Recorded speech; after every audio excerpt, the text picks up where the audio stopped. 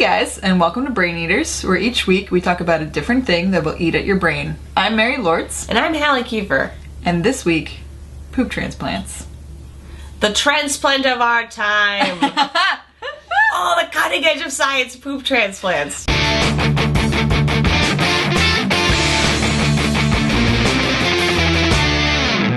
There's something about it that just makes me laugh. So a poop transplant, word poop alone. Poop transplant is what is it. It's a serious thing, which is when somebody's been treated with like a course of antibiotics, or for some reason they've lost their natural bacteria in their intestine.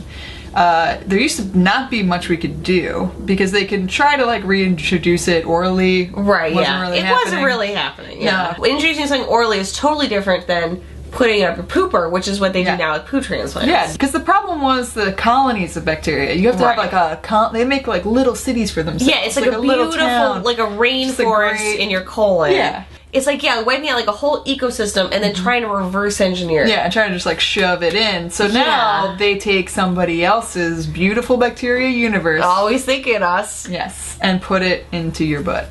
Of course, let's take somebody's poop and shove it in someone else's butt, and it'll cure their disease. Yeah. It kills 14,000 people in America a year. Which is so nuts. That's crazy. And people are on antibiotics all the time. Like, that's such a common thing. And which makes sense why it's such a high number. Is like, of course, that could definitely happen. Yeah. And they wash and they take care of the poop. You're getting top-notch poop. Getting classy poop. But you're still getting someone's poop. Yeah. And so now there's a poop bank called Open Biome that they've started because they have to have like a cache of this stuff to get to people. And people have already asked if they could be donors. As soon as you said that, I'm like, I'll just donate my poop. I poop. I'm gonna say it every day. It's a lot of wasted poop. This thing is like, what if you go in to get donated? They're like, oh no, we cannot take this poop. It is not fit for humans. Yeah, but do you, when you get the transplant, do you get to ask? Are you like, I want him to be like an all natural, no packaged goods? It's like that really ridiculously photogenic guy. Like, I want his poop because like he's a runner. Like, I can tell he's like really healthy. There's just one gross guy that's shitting all day for these people.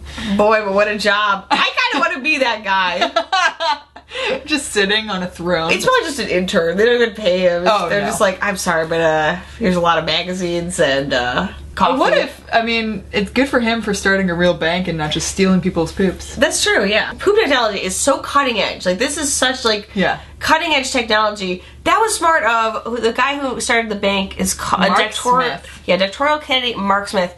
Yeah, he got it. Because, like, there are very few medical frontiers left. I mean, like, the brain, I guess that's not true. I wish there was plenty. But poop is one where I feel like they just have not tapped into it. Like, this is just the tip of the iceberg, and he got right on there. Just on it. Well, that's the thing, is imagine how many doctors kind of thought that would work, but were like, I'm not getting involved in poop. I don't want to be the guy that puts poop in someone's butt. I don't want to be that guy. I don't care. I'm just going to give you more pills, and that's what I do. Speaking of guys who are willing to be that guy, we were also very fascinated by another a transplant of sorts, and basically there's a new phenomenon where people basically infect themselves with tapeworms or other kinds of parasitic worms.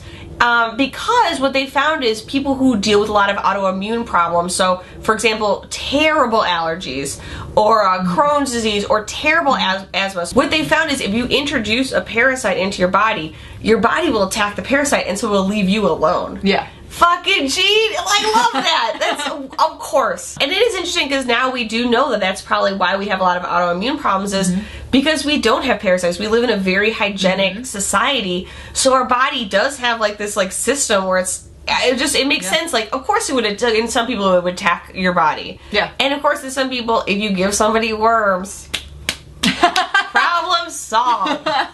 What is going to eat your brain or bowels this week, Mary? What's it like working at that poop bank? It sounds like a dream job. That's gotta be weird. Really weird. It's just like two guys in a lab, don't you think? Also, how do you get it in their butt? If you know, please leave us a comment below. Yeah, I guess for me the thing that's going to eat my brain is can't your body just like leave itself alone? So it just sucks to know like some people have it so bad you have to give yourself worms. And it's almost like it's grosser to me, not that you have worms, but like that our bodies are at the point where like there's nothing for the fight, so that they're just gonna fight itself. Like, fuck you. Yeah, it's pretty crazy. Fuck you, body. Yeah. Well, if you have something that's gonna eat at your brain, please leave it in a comment below. Otherwise, we'll see you next week on more Brain Eaters. Goodbye. Bye.